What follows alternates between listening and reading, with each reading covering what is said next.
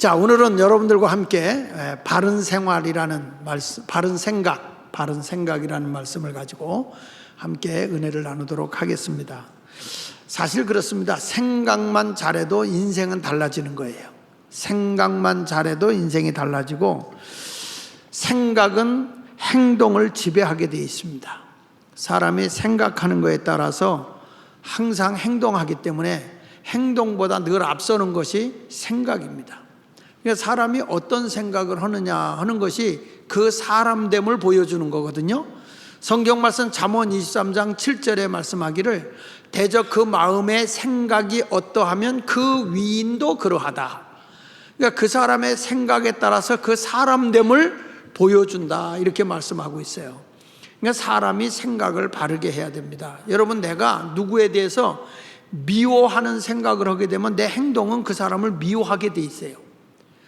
내가 누구를 사랑한다는 생각을 하게 되면 그 사람을 사랑하게 돼 있어요. 내가 저 사람에 대해서 친절해야 되겠다는 생각을 하게 되면 내 행동은 친절하게 그 사람을 대하게 되게 되어 있어요. 그러니까 항상 생각이 행동을 지배하는 거예요. 생각이 내 몸을 이끌고 가는 거예요. 아, 저 사람은 어떤 사람이냐? 그건 분명히 생각에 따라 달라지는 거거든요.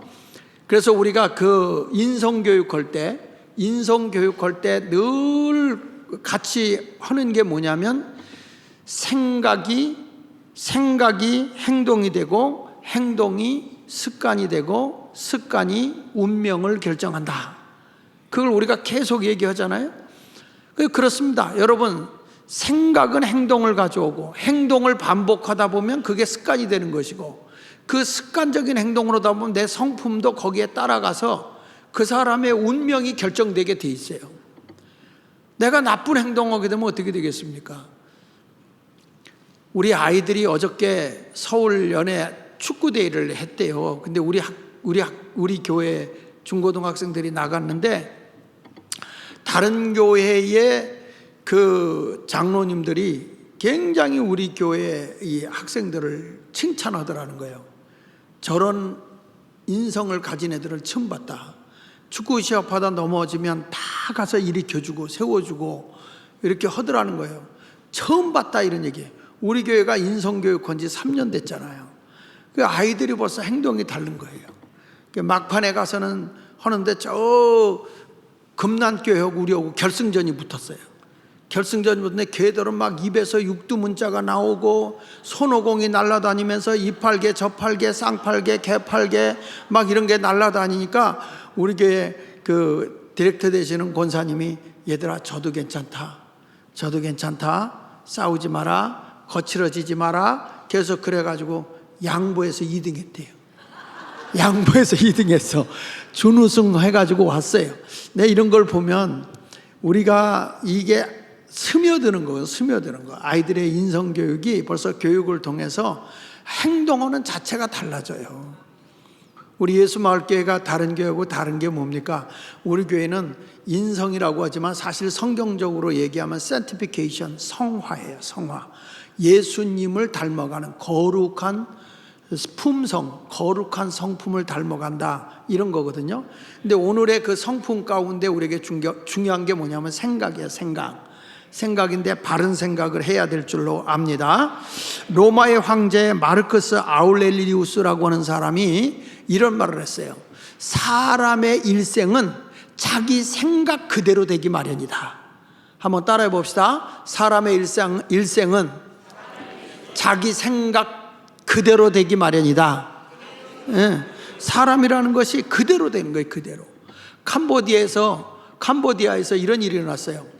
젊은 사람인데 이게 냉장고 안을 들어가게 된 거야. 그 냉장고 안에 들어갔는데 너무 더워서 냉장고에 들어갔는데 하여튼 어쩌다 냉장고에 들어가게 된 거야. 들어가게 됐는데 열고 나가려고 하는데 안 열리는 거예요. 냉장고가 안 열리는 거야. 그래가지고 이 사람이 점점 추위가 오고 손발이 막 저려오고, 그래서 자기가 있는 볼펜하고 종이 쪼가리 있는 걸로 쓴 거야. 유언과 같이 쓴 거야. 이제는 더 이상 내 손에 볼펜이 잡히질 않는다. 굳어져서. 글을 쓰기가 어렵다. 그렇게 남겨놓고 얼어 죽었어요. 근데 놀라운 거는요, 이 냉장고가 고장이 난 냉장고였대요. 그래서 그 안에 실내 온도가 영상 18도였답니다. 영상 18도인데 얼어 죽었어. 왜 그러냐? 여긴 냉장고니까 춥지, 추울 거야. 아이고, 손이 시려와, 온몸이 떨리네. 생각이 몸을 지배해버려요. 여러분들도 자꾸 나는 여기가 아파, 암인가 봐 자꾸 그러잖아요. 걱정하지 마, 암이 돼요. 사람이 어떻게 사느냐, 항상 긍정적으로 살아야 돼요. 모든 것에 하나님은요, 내가 생각하는 그대로 이루어 주시는 분이에요. 에베소 3장 20절에 보면 이렇게 말합니다. 우리 가운데 역사하시는 능력대로, 우리 가운데 역사하시는 하나님의 능력대로 우리가 구하거나 생각하는 모든 것에 더 넘치도록 능히 하실 이에게. 하나님이 어떤 분이냐 그랬더니 우리가 구하고 생각하는 모든 것에 더 넘치도록 능히 이루어 주시는 하나님이라는 거예요. 그러니까 여러분, 그만큼 우리의 생각이라는 것이 무서운 거예요. 무서운 거. 여러분들도 내일에 나는 안 돼, 나는 못해 이런 생각하지 말고 우리는 무엇인가 이룰 수 있다는 긍정의 사람이 되시길 바랍니다. 왜냐? 암탉이 계란을 품으면 뭐가 나옵니까? 병아리가 나옵니다. 여러분, 만약에 우리의 마음속에 미움을 자꾸 품고 있으면 그 사람은 살인죄를 범하게 되게 돼 있고요, 내 생각 속에 음란한 생각을 자꾸 하게 되면 그 사람은 음란한 행동을 하게 돼 있어요. 이것은 틀림없는 거예요. 사람이 무엇을 내 생각 속에 품고 살아가냐에 따라서 인생 자체가 달라지는 것입니다. 그래서 우리의 생각은 올바른 생각을 해야 됩니다. 올바른 생각. 우리의 생각이 바르지 않으면 안 돼요. 그래서 제가 지난주에도 제가 안토니오 그람시 얘기를 했잖아요. 이탈리아가 공산화를 하려고 하는데 칼 마르크스의 공산주의를 가지고 싸우고 투쟁해가지고는 공산주의가 안 되는 거야. 그래, 안 돼서 그러면 조용한 혁명을 일으키자. 그래서 11가지를 딱 조항을 만들어 놓은 거죠. 그래서 그가 얘기한 거는 은밀하게 스며들게 진지전을 구축하라. 사법부, 입법부, 교육부, 행정부 할 거 없이 다 들어가서 조용하게 공산주의 사상이 다 들어가게 하자. 그리고 나서 때가 되면 기동전을 한다. 기동전. 막 활동하고 움직인다. 그런데요, 그런 것들이 그대로 일어났어요. 그대로. 맨 위에 보면 뭐가 나오죠? 조용한 혁명인데 일본에 보면 지속적인 사회 변화로 사회를 어떻게 한다 그랬어요? 혼란하게 한다. 혼란하게. 자꾸 이 좌파들은 나라를 어지럽게 해요. 지금 뭐 갖고 오냐? 그전에는 광우병 갖고 오고, 그전에는 세월호 갖고 오고, 이제는 요즘에는 처리수, 일본의 처리수, 오염수 갖고 난리치는데, 여러분 그 물 버려도요, 지금 걱정하는 게 뭔지 아십니까? 그 처리수에 그 핵 방사능 그 처리수에 50배가 쏟아져 나오는 데가 중국이에요. 중국. 그리고 우리 한국이 핵 발전소에서 나오는 방사능 그 처리수가 일본의 처리수보다 5배예요. 5배. 지금 제일 위험한 게 유럽에서는 어디서 얘기하는지 아시죠? 프랑스에서 핵 폐기, 그 핵 방사능이 쏟아져 나오는 게 일본 처리수의 107배예요. 107배. 근데 이 물을 내보내 갖고 나가서 보면은 3km 가니까 없어져 버려요. 3km 가면. 그런데 이걸 가지고 지금 무슨 큰 난리가 창피한 거예요. 여러분, 과학자들이 다 조사하고 역사적으로 조사. 이게 더 이상 우리는요, 이런 혼란에 쏘가 넘어갈 필요가 없어요. 그런데 제가 얘기하는 거는 여기서, 여기 두 번째는 뭐냐면 학교와 교회사의 권위를 어렵히고, 그 다음에 세 번째 가서는 가족 단위를 없앤다고 그랬잖아. 네 번째가 뭐가 나옵니까?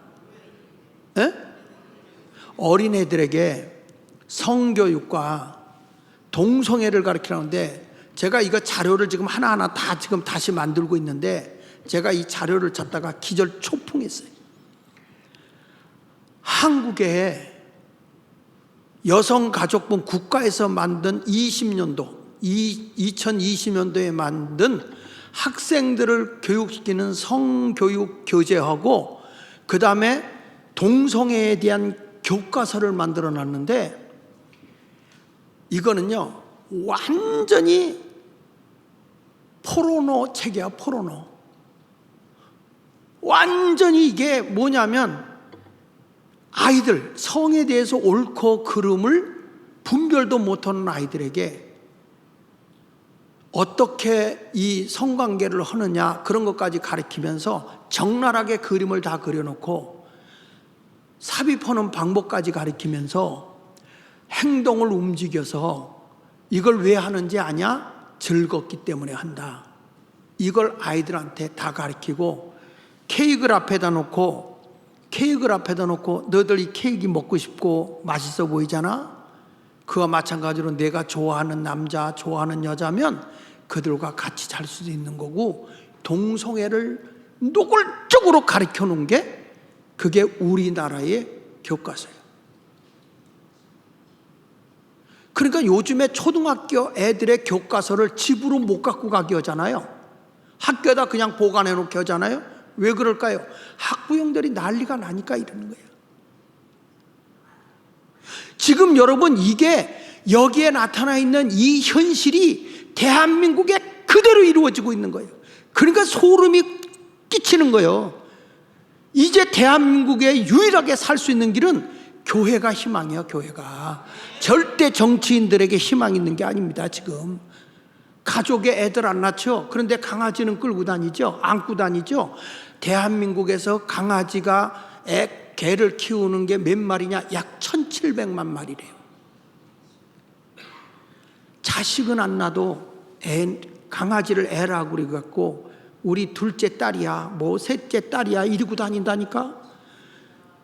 여러분, 이게 바로 뭐냐면 가족을 붕괴시키는 거예요. 가족을. 이 사서 안토니오 그람스가 11가지 한 사건이 대한민국을 내가 파고 들어가서 밑에서 보니까 완전히 대한민국이요 공산화가 됐어. 지금 이런 모습으로 완전히 사상전으로 이렇게 되어 있기 때문에, 그래도 한국에 소망을 준 건 그래도 이것을 깨울 수 있는 기독교의 윤리밖에 없다는 거예요, 여러분. 그래서 우리가 생각을 바르게 해야 되고, 기독교의 성에 대해서 교육을 교회도 시켜야 되고 있고요. 지금 제가 그래서 이런 특강 강사를 좀 몇 분 모셔다가 우리 교회에서 강의를 좀 하려고 그래요. 저도 이 정도인지는 몰랐어요. 그냥 얘기만 스치는 얘기로 들었지 파고 들어가 보니까 끔찍하다니까. 이런 설교하는데 조는 사람은 혹시 동성애 하는 건 아니지? 정신 차려. 이게 다 뭐냐면 도덕적이고 윤리적인 문제가 아니고 사상적인 거예요. 사상적.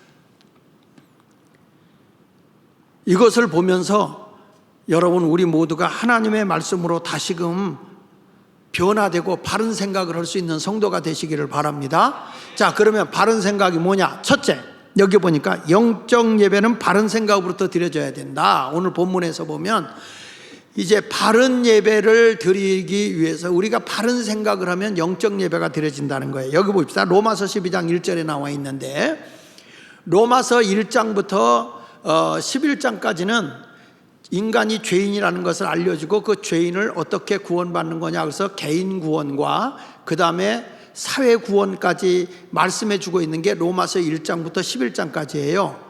그리고 12장부터는 구원받은 사람이 어떻게 살아야 되느냐 하는 생활 실천에 대한 메시지가 12장부터 나와 있는 내용이거든요. 그러니까 여러분들이 성경은 앞으로 체계 있게 배워야 여러분의 신앙이 굳건하게 세워지는 거예요. 오늘부터 우리 교회가 성경 공부를 시키는데, 진짜 그리스도인이에요. 첫째, 제가 교재를 쓴 건데 뭐가 진짜 그리스도인이냐, 에베소서를 중심으로 해서 교재를 썼어요. 그래서 오늘 2시부터 성경 공부를 하는데, 우리 교회 오신 분들은 성경을 체계 있게 배우고, 그것이 끝나면 우리가 교회론에 대해서, 하나님 나라 건설자, 우리가 누구냐, 이 땅에 하나님 나라를 세워나가는 자다, 이런 교재를 여러분들이 체계 있게 공부를 해야 신앙도 딱 정립이 되는 거예요. 그냥 듣고 내 임의적으로 생각하지 말고 성경도 그냥 여기서 따오고 저기서 따오고 이런 교재로 공부하면 신앙이 정립이 안 돼. 이게 성경을 그냥 예배소 그러면 예배소를 쫙 하고, 저 같은 경우는 요한복음 그러면 요한복음 1장부터 21장까지 이렇게 공부하게 되고, 이런 식으로 체계 있게 성경을 제대로 교재를 만들었으니까 여러분들이 성경 공부를 통해서 온전한 그리스도인의 삶을 살기를 바랍니다. 그래서 여기 보면 그러므로 형제들아 내가 하나님의 모든 자비하심으로 너희를 권한다. 하나님의 사랑으로 너희를 권한다. 하나님의 넓고 크신 그 마음으로 너희를 권면한다. 바울이 하는 얘기죠. 너희 몸을 하나님이 기뻐하시는 거룩한 산제물로 드리라. 너희 몸뚱아리가 향락이나 죄악된 생활로 가서는 안 된다. 너희 몸이 하나님이 기뻐하시는 거룩한 산제물로 드려라. 이는 너희가 드릴 영적 예배다. 어디를 가더라도 내가 이게 하나님이 기뻐하는 일이 아니야, 그러면 그 몸을 그런 죄악된 곳에다 맡길 수 없다는 거예요. 예수 그리스도를 믿는 사람은 언제나 하나님과의 관계가 바로 돼 있어야 돼요. 그래서 너희 몸을 하나님이 기뻐하시는 산제물로 드려 하는 이 몸이라는 단어가 헬라어로 얘기할 때 소마 이렇게 얘기해요. 소마. 이 소마라는 말은 그냥 육을 얘기할 때는 사르케 이렇게 하거든요. 육, 고기 덩어리 같은 존재일 때는 샤르케. 이 하나님의 영이 나와 함께, 그러니까 지정의가 하나님과 연결되어 있는 그 몸을 소마 이렇게 얘기한다고요. 근데 사람의 지정의는 어떻게 되냐면 사탄의 지배를 받게 되잖아요. 그러면 사탄의 지배를 받는 순간에 사르케를 먼저 건드려요. 육적인 거를 자극을 해. 그래서 사탄이가 딱 꼬드기면 제일 먼저 육적인 게 자극이 오면서 먹음직도 하고, 그 다음에 보암직도 하고, 명예, 마음을 지배해버려. 그리고 그가 영적으로 교만해져서 하나님과 같이 지혜로워질 만큼 탐스러워 보였다. 이렇게 사탄이가 딱 건드리면 우린 육부터 치고 와서 영까지 먹어버려요. 그런데 하나님의 말씀은 우리의 영을 자극해서 마음을 새롭게 하고 행동까지 새롭게 하는 게, 사탄이가 주는 것과 하나님이 주는 것은 다릅니다. 그래서 이 소마라고 하는 이 몸이라고 하는 것은 하나님과의 관계, 이 영이라고 하는 건 하나님과의 관계고, 혼이라고 하는 것은 마음가짐이에요. 마음가짐 또는 내가 다짐하는 것, 마음가짐이고, 그 다음에 여기서 몸은 뭐냐? 행동이에요. 행동. 지정의, 이것은 우리 모두가 하나님과의 관계를 바로하고, 그 다음에 우리가 마음가짐을 바로하고, 그 다음에 우리가 의지죠. 행동을 바르게 한다. 그래서 우리가 잘 아는 맹모 삼천지결하고, 맹자를 교육시키는 엄마가 보니까 아이를 3번 이사했다는 거 아니에요? 무덤 옆에 아이 있었더니 늘 뭘 묻고 공만 하더라는 거지, 얘가. 그래서 안 되겠다 싶어서 시장으로 옮겼더니 맨 장사 물건 파는 흉내만 내고 앉았더라. 그래서 서당 옆으로 이사를 했더니 애가 글 읽는 소리를 흉내를 내다가 훌륭한 사람이 되더라, 그 얘기예요. 맹모삼천지교라는 게. 그러니까 우리가 환경의 영향을 받게 돼 있어요. 우리 예수 믿는 사람은 어떤 사람이 되냐? 내 자신의 육적인 건 죽이고 영적인 것이 깨어서 하나님과의 관계가 바로 되기 위해서는 언제나 생각이 하나님에게 초점을 맞춰야 돼요. 우리가 전파도 이렇게 연결이 되어야 이게 카톡도 되고 하잖아요. 그와 같이 내가 영적으로 하나님과 교통이 되기 위해서는 거기다 초점을 맞춰야 된다, 그 말이에요. 우리 예수님도 이 세상에 오실 때 어떤 분으로 오냐면 인류의 모든 죄를 대속하기로 온 하나님의 제물로 오셨다고요. 그러니까 예수님은 할 수만 있으면 이 십자가를 지고 싶지 않았어요. 요한복음 1장 29절 하반절에 보라 세상 죄를 지고 가는 하나님의 어린 양이다. 예수님은 인류의 모든 죄를 대속해 주기 위해 오신 분이라는 거예요. 그 본질을 놓치지 않는 거예요. 막상 십자가에서 죽을 일이 생기니까 예수님이 기도하시다가 이런 말 하잖아요. 할 수만 있으면 이 죽음의 잔을 내게서 옮겨달라. 이 쓰디쓴 잔을 옮겨달라. 그러나 내 뜻대로 하지 마시고 하나님 뜻대로 해주세요. 모든 초점을 하나님에게 두는 거예요. 요게 바로 산제물이요. 요게 하나님 앞에 영적 예배를 드리고 있는 산제물인 거예요. 내가 오늘도 얘기를 할 때도 하나님이 기뻐하시는 말, 내가 어떤 행동의 유혹을 하도 하나님이 기뻐하지 않으면 딱 거절하는 거예요. 이것이 산 재물인 거예요. 내가 살아서 움직이면서 사람을 만나도 내가 말하는 것, 내가 생각하는 것, 내가 행동하는 것이 하나님 앞에 바른 것인가를 늘 생각하고 거기에 맞춰서 행동할 때 여러분은 산 재물이 되는 영적 예배자인 거예요. 그냥 주일날만 한번 교회 와가지고 하나님 나 믿습니다 하고 나가서 헐짓 다 하고 육적인 생활하고 있다면 이거는 산 재물이 아니에요. 이 세대를 본받아서는 안 되거든요. 그래서 마태복음 16장 24절에 성경에 예수님께서 제자들에게 하는 말씀이 누구든지 나를 따라오려거든 자기를 부인해라. 내 욕심을 내 뜻을 다 내려놔라 그 말이야. 자기 십자가를 지고 나를 따를 것이다. 십자가는 죽음이에요. 죽음. 너의 모든 것을 육적인 욕심을 다 내려놓고 그리고 예수를 따르라는 거예요. 우리가 교회 와서 헌금 봉사해도 인위적으로 하는 사람은 허구도 마음이 허전해요. 아무리 봉사해도. 그런데 하나님이 기뻐하는 섬김의 삶으로 예배하고 봉사하잖아. 그러면 기뻐요. 참된 예배는 인격적으로 영혼육이 온전히 하나님 앞에 드려지는 거기 때문에 늘 생각 속에서 하나님께 초점을 두고 거룩한 순결된 그런 생각 속에서 행동하는 성도들이 되시기를 예수 이름으로 축원을 드립니다. 두 번째 가서 성도의 바른 생각은 가치관이 변화된 생각을 한다. 사람이 가치가 없었던 사람이 가치 있는 사람으로 바뀌는 거거든요. 이것이 성도의 바른 생각이야. 어떤 사람이 무슨 자기 생각을 얘기해요. 그러면 뭐 하냐면 이게 가치가 없는 거면 뭐라 그래? 야, 그 쓸데없는 소리 하지 마라. 이런 얘기 하잖아요. 사람이 가치가 있는 사람이 되면요, 위치가 바뀌어요. 가치가 없으면 사람이 저 밑으로 쫓겨나 버리고 사람이 상종도 안 하지만 그분이 참 가치가 있는 사람이다 하면 가까이 하게 돼 있어요. 그래서 예수 믿는 사람의 생각은 언제나 가치관에 초점을 둔다고요. 오늘 보십시다. 로마서 12장 2절에 너희는 이 세대를 본받지 말고 세상 욕심, 세상 향락, 세상의 즐거움을 따르지 말라 그 말이에요. 오직 마음을 뭐해서? 새롭게 함으로 변화를 받아. 변화하라 그러지 않았어. 변화를 받아서 하나님이 선하시고 기뻐하시고 온전한 뜻이 무엇인지를 분별하도록 해라. 여기 보십시오. 이 예수 믿는 사람은 세상 따라 사는 사람이 아니라는 거예요. 살아있는 물고기는요, 물이 내려오잖아. 그럼 그걸 역류해서 치고 올라가요. 그게 살아있는 물고기야. 그러나 베니의 하파는요, 물이 떠내려가는 대로 떠내려가요. 물이 가는 대로. 살아있는 영혼은 세상에 아무리 잘못돼도 그걸 해치고 가는 거예요. 역으로 가야 되는 거죠. 그러니까 오늘 성경에 보니까 이 세대를 본받지 마라. 우리의 생각과 우리의 삶의 가치가 세상적이지 않다는 거예요. 우리의 뜻은 땅을 바라보는 자가 아니라 하늘에 소망을 두고 살아가는 자가 되어야 할 줄로 믿습니다. 그러니까 사람을 기쁘게 하기보다 우리 하나님을 기쁘게 하고 물질 중심으로 살기보다는 우리는 가치 있는 곳에다가 초점을 두고 살아야 돼요.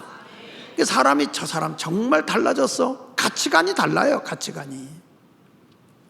마태복음 6장 8절에 보세요. 그러므로 그들을 본받지 말라. 그들이 누굽니까? 세상을 쫓아 사는 사람들. 세상대로 아까도 얘기했지만 세상이 온통 동성애다. 그리고 세상이 성적으로 문란하고 온통 세상이 그래요.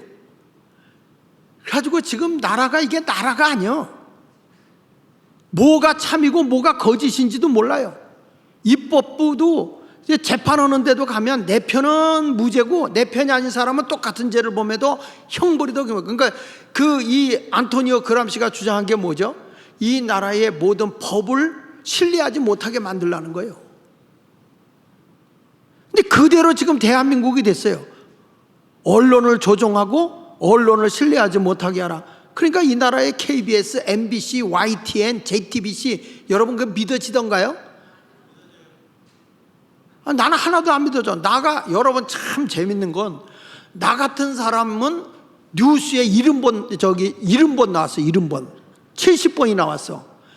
근데 광화문에 와서 그렇게 수십만이 모여서 막 해도 그런 때 내가 가서 연설하는 건 안 나오더라. 그런 건 안 나와. 그런데 뭐 거짓되게 말이죠. 뭐 배임했다, 횡령했다, 학교에 돈을 빼서 돌렸다, 뭐 이런 식으로 거짓된 건 막 그냥 막 보고를 하는 거예요. 왜 그냥 사람들이 어머나. 그런데 우리 교인들은 듣는 귀가 있고 보는 눈이 있어가지고 그런 소리를 하던 말도 흔들림이 없었어요. 이게 감사하지. 그런데 애국설교하니까 떨어지더라. 이게 이제 좌파들이 이거 자기도 모르게 배어 있는 거예요. 그런데 이제 서서히 깨닫는 것 같아요. 제가 자료를 찾아서 다 해보니까, 이야, 여러분, 나는 보면 볼수록 대한민국 이게 나라가 아니요.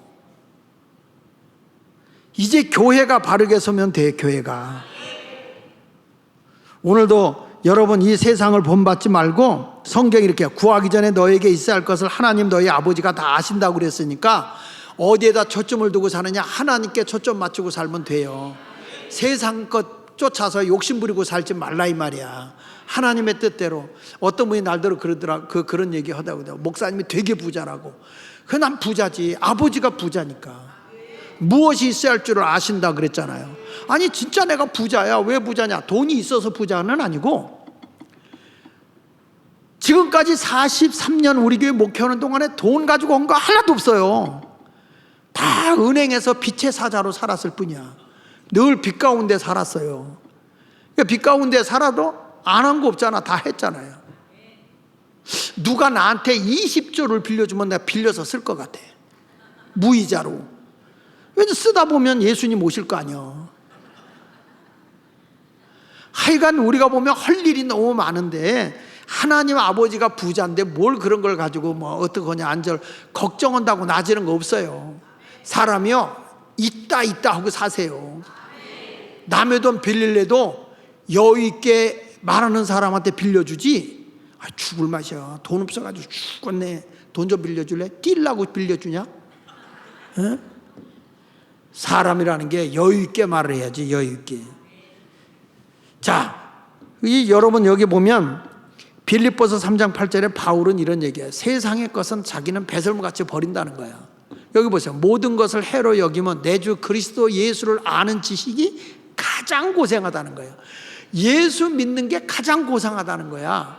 내가 그것을 위해서 모든 것을 잊어버렸다. 세상의 모든 거 다 잊어버리고 세상의 모든 것은 뭘로 여겼다고 그랬죠? 배설물. 배설물은 우리나라 말로 고상하게 배설물이고, 원색적인 말로 하면 쌍디귿으로 써야 되고 한 글자로 써야 돼. 뭐죠? 그렇지, 똥이라고 그래요. 똥. 그러니까 세상의 모든 것은 바울은 뭐냐? 내가 똥같이 버렸고 가장 고상한 그리스도를 얻었다. 그리스도. 예수 그리스도 안에 모든 것이 다 있다 이 말이에요. 그러니까 우리는 그냥 이렇게 좀 세상의 모든 것 욕심을 위해 살지 맙시다. 예? 여기 보십시오. 로마서 12장 2절에 보면 마음을 새롭게 함으로 변화를 받아 하나님의 선하시고 기뻐하시고 온전한 뜻이 무엇인지 분별하도록 해라. 그러니까 내가 무엇이 하나님의 뜻이지 이걸 생각하라는 거예요. 이게 가치관이 있는 사람이죠. 무엇에 가치를 두고 사느냐 그 말이야. 여러분은 내가 살아가는 동안에 가장 소중하다고 여기는 것이 무엇이냐 그 말이에요. 무엇이냐. 바울은 예수 그리스도야. 예수 그리스도. 찬송가도 부르죠. 주 예수보다도 귀한 것이 없다고. 그러니까 바울이라는 사람은 자기 생명의 위협을 당해도 생명이 끊어지는 걸 두려워하지 않아요. 왜? 가장 귀한 분이 예수 그리스도이기 때문에. 살아도 주를 위해 살고 죽어도 주를 위해 죽나니 사나 죽으나 내 몸에서 그리스도만 존귀하게 되기를 원하노라. 이게 다르죠. 여러분, 이 가치라는 게 이런 겁니다. 마치 가나의 혼인잔치에 물이 변하여 포도주가 된 사건이 일어나요. 사람이 오면은 손발을 씻는 물 항아리가 있었어요. 그런데 거기다가 예수님이 물을 채워서 연회장에게 갖다 주라. 이 잔치집에 포도주가 떨어졌는데 이 연회장에다가 이 포도주를 갖다 주라 그랬어요. 그 포도주를 갖다 준 게 아니라 맹물을 떠다 갖다 주는 중에 가는 도중에 물이 변하여 포도주가 된 사건이에요. 연회장이 그걸 마시고 나서 뭐라고 하냐면, 야, 세상 사람들은 말이야 처음에 좋은 포도주를 내놓고 나중에 취한 후에 좋지 않은 포도주를 내놓는데 어떻게 이 집은 더 좋은 포도주가 나오냐. 여러분, 이것이 가치관의 변화거든요. 이런 겁니다. 가치관의 변화라는 것은 가치가 있다는 거잖아요. 맹물이었던 것이 뭐가 됐습니까? 값이 있어졌어요. 포도주로 되는 송원에 값이 나가잖아요. 포도주가 쌉니까 비쌉니까? 한 병에 수백만 원짜리도 있더라고요. 아니 우리 김수태 목사님이 제가 이제 심장에 스턴트를 많이 박았다는 얘기를 듣고 누가 가르쳐 줬다는 거야. 알코올 성분은 없는 이 혈액순환을 잘 시켜주는 포도주가 있다는 거예요. 와인. 그걸 자기가 억지로 구했다고 나한테 갖다 준 거예요. 내 생전에 나는 정말 입에다 와인 한번 대본 적이 없거든요. 어머니 뱃속부터 교회를 다녔으니까 저는 어머니 새벽 기도 갈 때나 뱃속에서 안 빠지고 다녔거든요. 그러면서 늘 신앙생활 그렇게 했고 어머니 철야 기도할 때 꼭 같이 오고 그랬어요. 뱃속에 있으니까 도망갈 길이 없더라고. 그렇게 신앙으로 컸는데 그건 알코올 성분이 없으니까 목사님 혈액순환이니까 먹으라는 거야. 그래서 그거 억지로 구했대. 그래서 지금 갖다 놨는데 근데 왠지 모르게 아직까지도 난 와인도 찜찜한 거예요. 그래서 그냥 거기다 놔뒀어. 아직 안 먹고. 근데 이게 그분이 그런 거예요. 목사님 이거 진짜 비싼 거야. 비싼 거야. 그래 김수태 목사님이. 목사님 위해서 꼭 갖다 놓은 거니까 비싼 거야. 알았어요. 그래. 그러니까 내가 깨달은 거예요. 물이 비싸, 와인이 비싸요. 그러니까 여러분들도 예수 믿으면 가치관이 바뀌었다는 건 비싼 존재가 된다는 거예요. 천혜보다 귀한 존재가 된다는 거예요. 그리고 와인은 색깔이 있잖아요. 물은 색깔이 없죠? 예수 믿고 은혜 받아보세요. 가치 있는 존재 되면 색깔이 있다. 이게 뭐냐? 은사가 주어진다. 이게 은사. 사람이 가치 있는 사람이 되면 다 재능이 주어져서 필요한 사람이 되는 거예요. 그리고 이 가치관이 변화되면 와인이라는 건 뭐냐? 값이 나가, 값이. 아까 얘기했잖아요. 값이 나간다고. 여러분 값이 나가고 그 다음에 색깔이 있고 그렇죠? 그 다음에 뭐가 있냐? 향이 있어요. 향이. 물은 향이 없어도 와인은 향이 있어요? 없어요? 있어요. 그러니까 여러분들도 벌써 하나님의 가치가 있으면 그 사람 가는 곳마다 냄새가 나. 무슨 냄새냐? 좋은 냄새가 난단 말이야. 아, 저분은 어쩐지 달라. 저분이 오니까 분위기가 싹 바뀌었어. 냄새가 달라 우리. 이런 모습이 있어야지. 아 재밌게 막 하다가 누가 와. 슉 온다.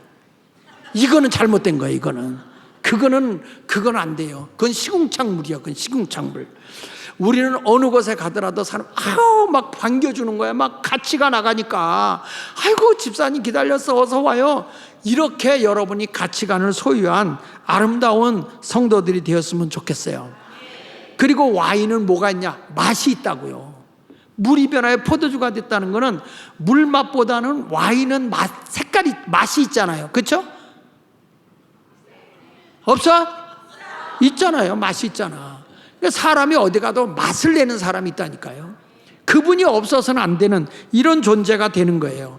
오늘 성경에 주님이 내가 예수 믿고 새 사람이 됐으면 변화를 받아서 어디 가든지 영향력 있는 사람이 되라 그 말이에요. 오늘 성경 에베소 4장 20절에도 이렇게 말합니다. 오직 너희는 그리스도를 그같이 배우지 아니했다.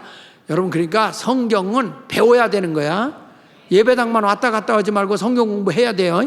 오늘부터 시간 있는 분 2시부터 한 2시간 공부하는데 우리는 성경 공부하는 게 달라요. 다른 데하고. 그러니까 주입식이 아니라고. 그 말씀이 적용이라고요. 그러니까 우리가 보면 내가 예수를 믿는데 그 말씀이 적용돼서 선한 일로 나타나지 않으면 이건 종교인이야. 누구든지 그리스도 안에 있으면 새로운 피조물이잖아요. 할렐루야. 그러니까 우리가 이제 선한 일을 해야 돼. 예수 안에 들어오면 이런 것들을 다 우리가 배우게 되거든. 자꾸 우리 성경 공부하면서 선한 일을 한 가지씩 해갖고 와야 되거든. 착한 일을 허다못해 집에 가서 설거지 안 하던 사람이 설거지를 했다든지 작은 거부터 하는 거예요. 길거리에 떨어진 담배꽁초도 안 줬던 사람이 담배꽁초를 줍는다든지. 저는 지금도 기억나는 게 아주 나가 무관심했는데 자기가 이 성경 공부하면서 선한 일을 한 가지씩 해갖고 와야 되거든요. 그런데 펑펑 울었다는 거야. 왜 그러냐? 지하철을 타고 오다 보니까 이 장애인이 휠체어를 어떻게 할 줄 모르더래. 그래서 자기가 그 장애우를 그때만 해도 이 엘리베이터나 이 에스컬레이터가 없을 때니까 이분이 그냥 업어다 올려다 놓고 그 휠체어를 올려다 준 거야. 그 올려다 주고 자기는 그렇게 울었대요. 왜 울었냐? 당연히 해야 할 일인데 내가 이걸 숙제 때문에 해야 되나? 그리스도인이라면 당연히 이런 일을 해야 되는 거 아닌가? 근데 왜 그전에는 그런 일이 안 보였을까? 왜 이런 선한 일을 해야 되는 게 안 보였을까? 그래서 그렇게 울었다는 거예요. 우리 교회 이희주 권사님, 지금 하나님 나라 가셨습니다만 이희주 권사님이 그런 고백을 하셨어요. 그래서 우리가 작은 것이지만은 예수를 믿는 사람들은 한 가지 한 가지가 몸으로 배어져 있어야 돼요. 그것이 아니면 그리스도인이 아니야. 종교인이지, 종교인. 기독교라는 종교 생활하고 있는 거지 어떻게 그 그리스도인이냐고요. 그래서 나는 우리 교회 아직 성경 공부 안 받으신, 배우지 않은 사람은 오늘 그저 한 5주 공부할 것 같은데 배워서 인생 자체가 달라졌으면 좋겠어요. 진정한 그리스도인이 되었으면 좋겠어요. 여기 보십시오. 에베소 4장 20절에 오직 너희는 그리스도를 그같이 배우지 아니하였느라 진리가 예수 안에 있는 것 같이 너희가 참으로 그에게서 듣고 또한 그 안에서 가르침을 받았을진데, 내가 정말 예수 안에서 가르침을 받았다면 너희는 유혹의 욕심을 따라 썩어져가는 구습을 따는 옛사람은 어떻게 하고? 옛사람은 완전히 벗어버려라. 구렁이가 가죽을 벗어버리듯이 그 허물을 벗듯이 완전히 옛사람은 우리가 싹 벗어버리고, 23절에 오직 너희 심령이 새롭게 돼요. 마음이 새롭게 돼야 돼요. 그래서 우리는 삶 자체가 변화되어야 되는 겁니다. 여러분 믿으면서 하나님의 뜻은 이런 교훈이 있어요. 그러니까 이제부터 하나님 뜻대로 사는 여러분이 되시기를 축복합니다. 이게 가치관이 변화된 거예요. 성경에 보면 데살로니가서 5장 16절로 18절에 항상 기뻐하래요. 쉬지 말고 기도하래요. 범사에 감사하래. 예수 믿으면서 여러분이 기뻐해야 돼. 자꾸 성질 부리고 혈기 부리면 이거는 하나님의 뜻을 따르는 게 아니에요.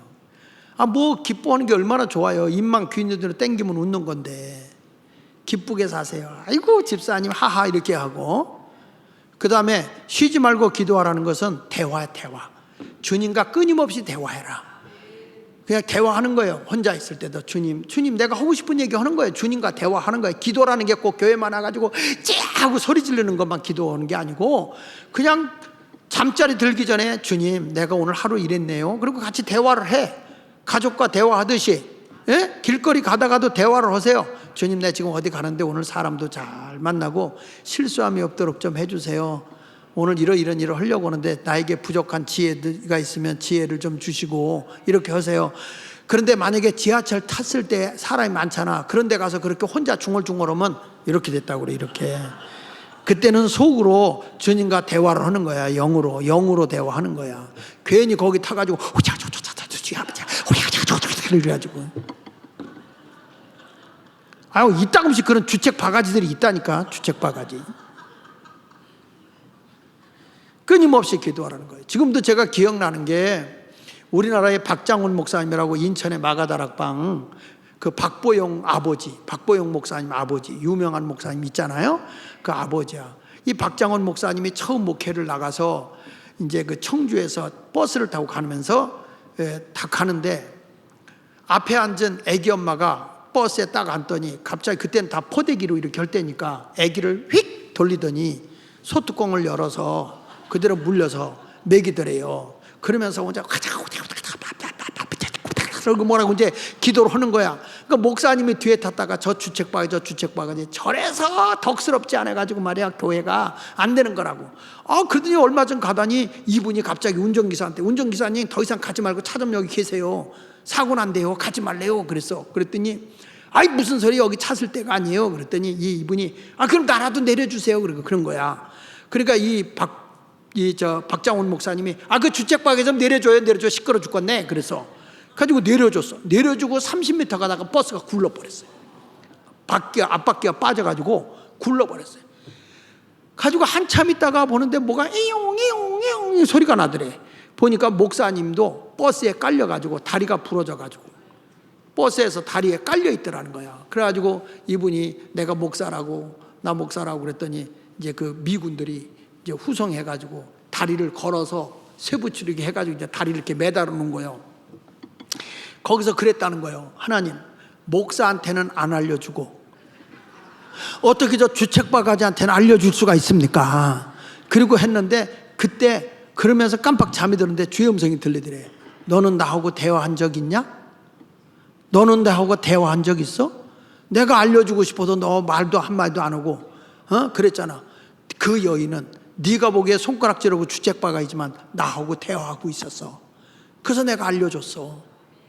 그 유명한 얘기예요. 유명한 얘기.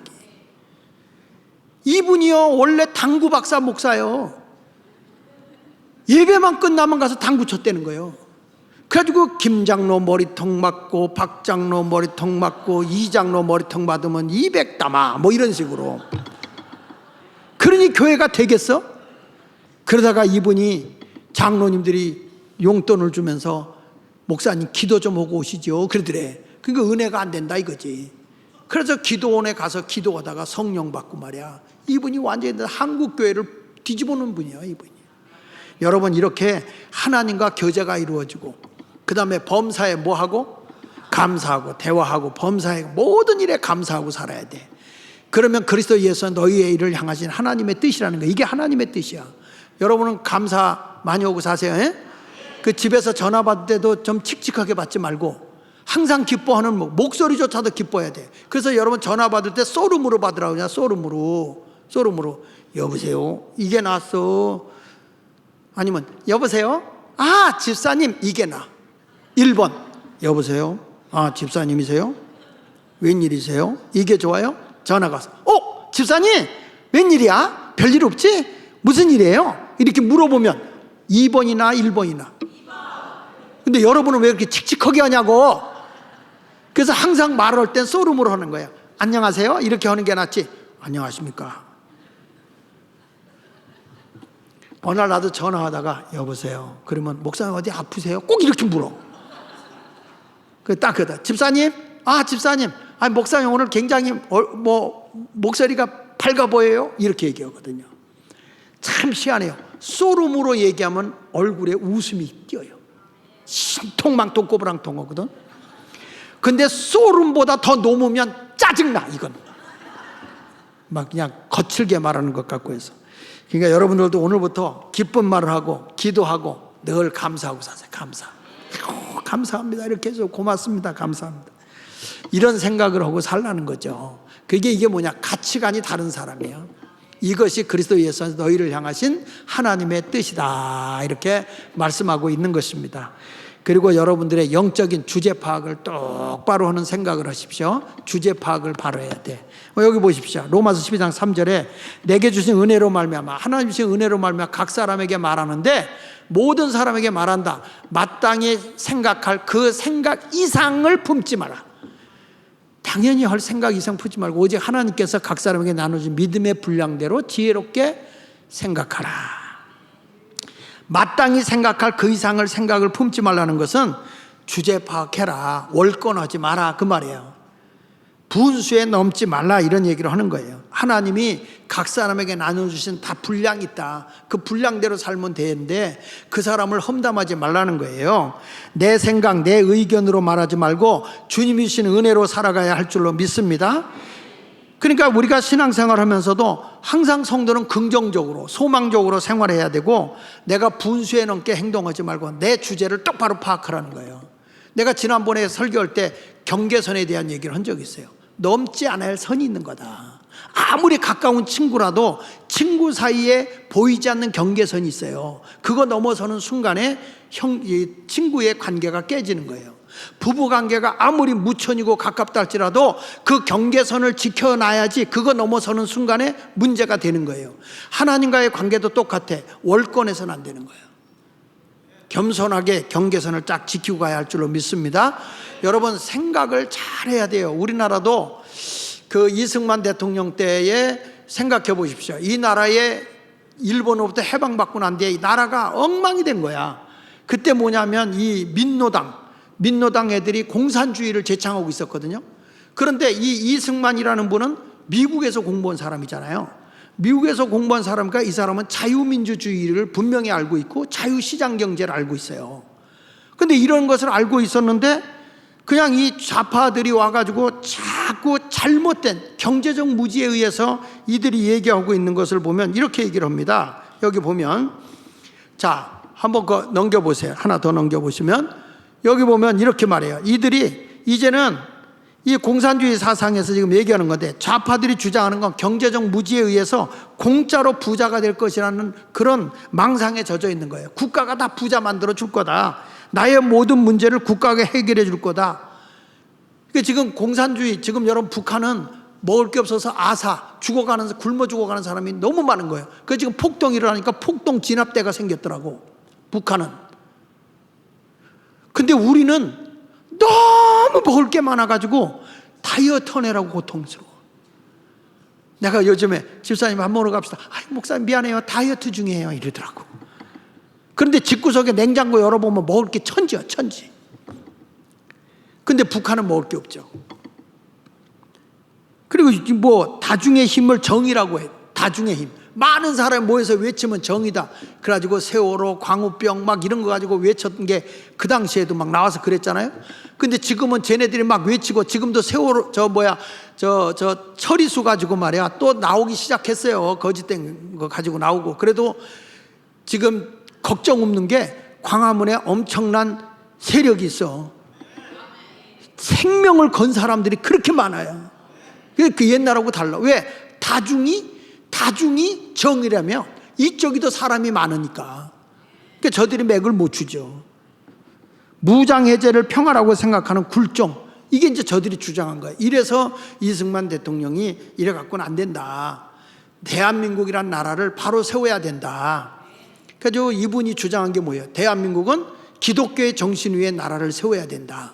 기독교의 정신 위에 나라를 세우고, 그리고 자유민주주의, 이분은 미국에서 공부했으니까 자유민주주의와 자유시장경제, 이런 생각을 한 거야.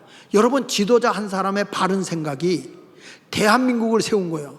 지도자가 김일성 같은 인간 만났으면 여러분들은 지금 어떤 꼴인지 아시겠습니까? 생각해보면 끔찍하죠. 그만큼 지도자가 중요한 거예요. 근데 요한에슬레가 넘겨서 보시면 이런 말합니다. 이승만은 신앙과 애국을 결합하여 복음으로 개화된 신앙인들과 함께 애국전선으로 나아갔다. 하나님의 복음으로 변화된 사람, 새롭게 고쳐진 사람을 통해서 애국으로 나갔다는 거예요.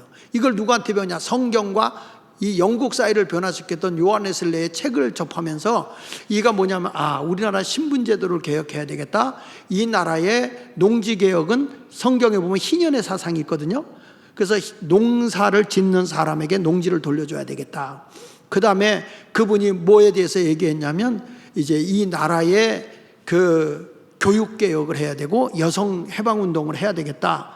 이렇게 해가지고 그때 양만 해도 뭐 남존여비 사상이 대단했고, 여러분 알다시피 1950년대 60년대 초까지만 해도 이 예배당이 이렇게 딱 선이 쳐져가지고 목사님이 이렇게 있고 이쪽은 남자 이쪽은 여자 이렇게 앉았어요.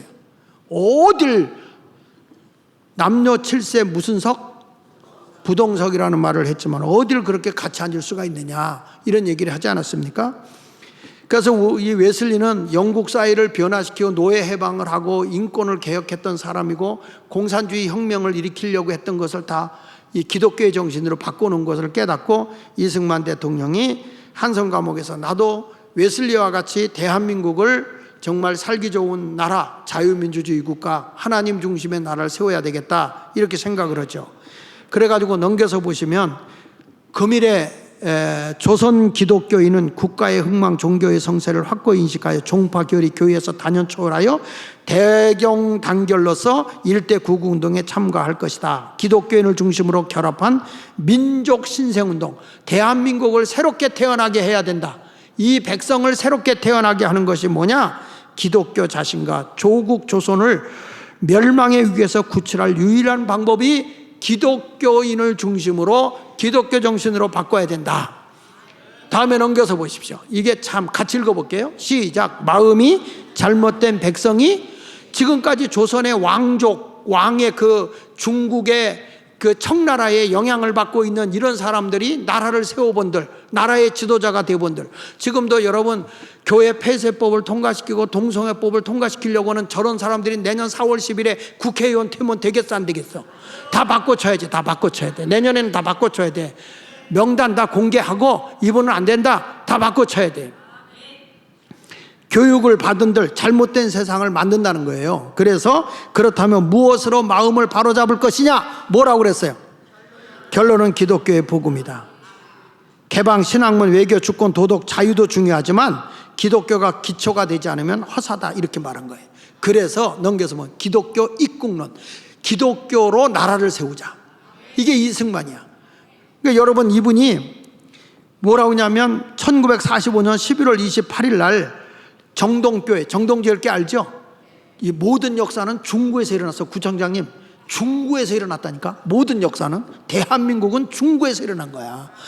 그래가지고 이게 얼마나 귀한지, 뭐냐면은 거기서 연설하면서 공산주의와 싸우고 입국의 근원이 되는 신념은 기독교 정신이다, 이렇게 강조했어요. 정치의 변화나 제도의 혁명은 사람이 바뀌는 것에서 출발해야 하고, 사람을 바꿀 수 있는 것은 뭐라고 그랬어요? 기독교이고 복음이고 성경이고 그리스도이다. 그러니까 보세요, 이 이승만이 장로님이잖아. 장로님이 기독교의 복음 위에서 나라를 세웠고, 우리나라 국회가 처음 세워져 입법부가 생긴 거야. 그러니까 입법부가 생겨서 국회 개원식 하는 날 이승만 대통령이 딱 가서 무슨 얘기합니까? 이거 잠깐 예수 안 믿는 사람도 있지만 우리가 이렇게 자유민주주의 국가를 하게 된 것은 하나님의 은혜다. 그러니 여기 가운데 혹시 국회의원 가운데 목사가 있냐? 이렇게 물어봤더니 종로구에 계신 이윤영 목사, 그분도 감리교 목사야. 장로는 감리교 장로님 이승만 대통령이고, 그 목사님이 감리교 목사. 그래가지고 그 목사님이 기도를 한 거예요. 그 자리에서. 세계에서요, 입법부에서 기도로 시작한 나라가 유일하게 대한민국밖에 없어요. 대한민국. 이거 기독교의 정신으로 세운 거죠.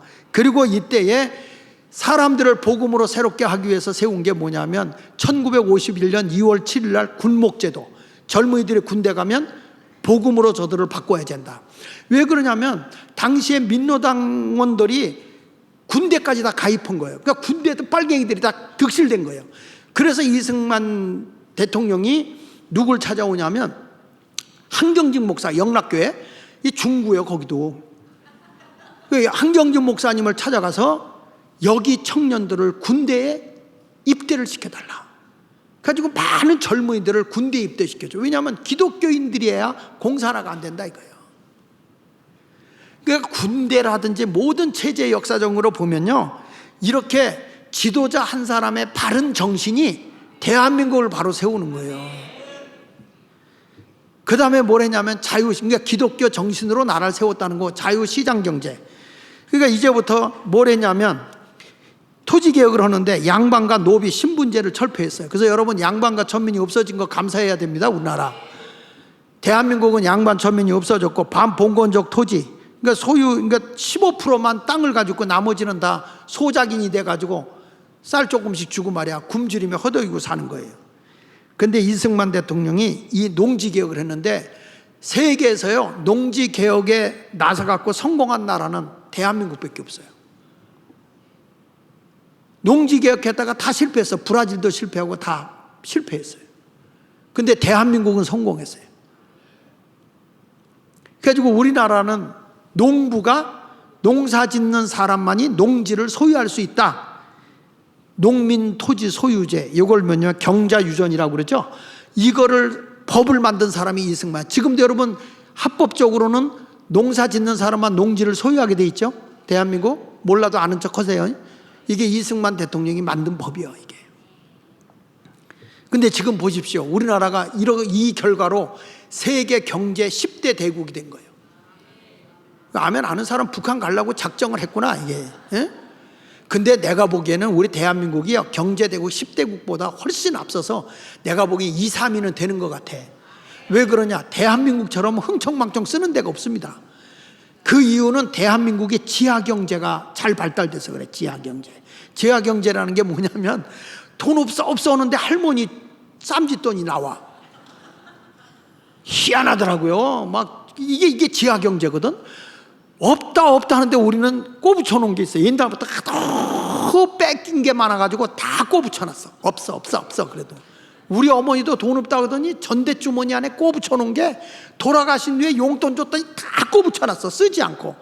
그래가지고 우리 형이 다 썼잖아. 응?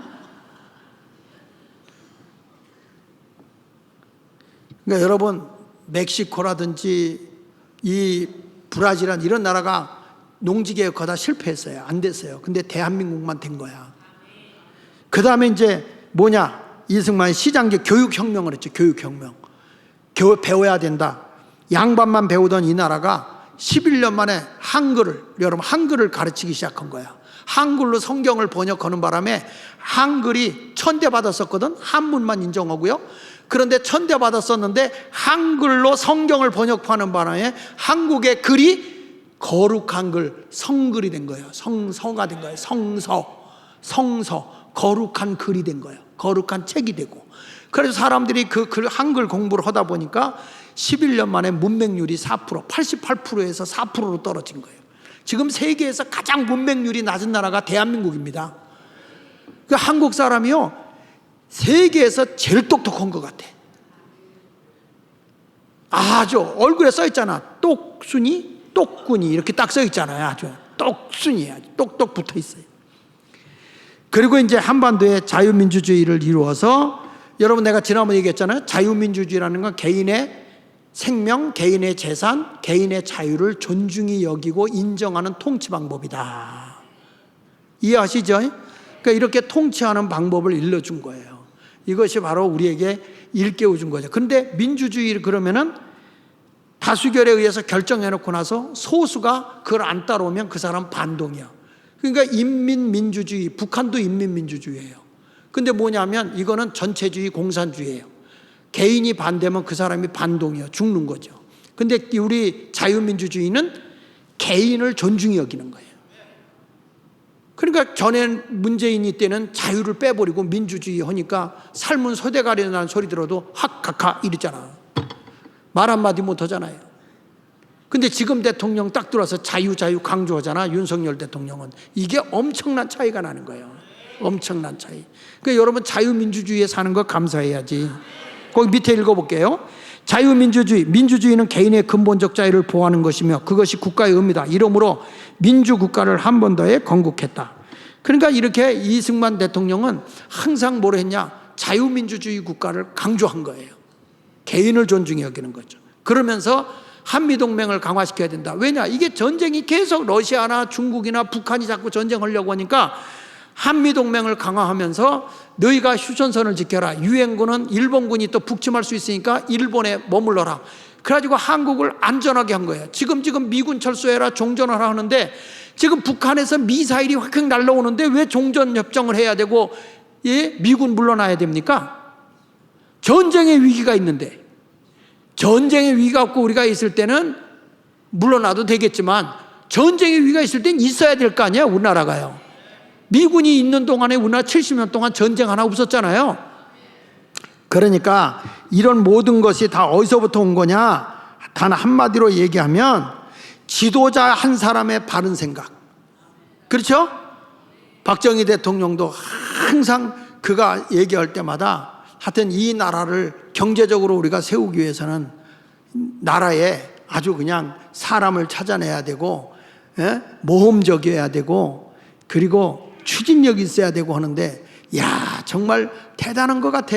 정주영이나 이병철이 같은 사람 시켜갖고 나라 경제를 생겨하는데 포항제철 할 때 사진 한 장 들고 가서 차관 들여오잖아요. 왜? 500원짜리 딱 들고 가가지고 말이야, 이거 봐라, 우리나라는 옛날부터 배 잘 만들었다. 거북선 봐라. 그거 가지고 돈 끌어오는 거 보면 우리나라는요, 무에서 유를 만드는 나라야. 그러니까 이렇게 우리가 된 것을 보면서 좋다. 그렇다면 우리 모두는 어떤 사람이 되었냐? 바르게 생각하면 나라가 달라지듯이 내가 바른 생각을 하면 내 인생이 달라지게 되는 것이고 나의 미래에 놀라운 변화가 일어나게 되는 거예요. 그래서 오늘 말씀해 보면 예수 믿는 사람은 하나님 중심에 의한 바른 생각을 하고 살아라. 그러면 이 땅에서 여러분이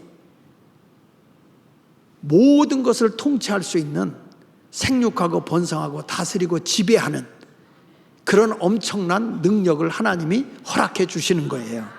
이제부터 누가 해주겠지 이런 생각하지 말고 우리 모두는 올바른 생각으로 나라를 굳건하게 세워나가고 가정을 굳건하게 세우고 개인을 굳게 세워나가는 그런 성도들이 되시기를 예수 이름으로 축원합니다. 기도하겠습니다.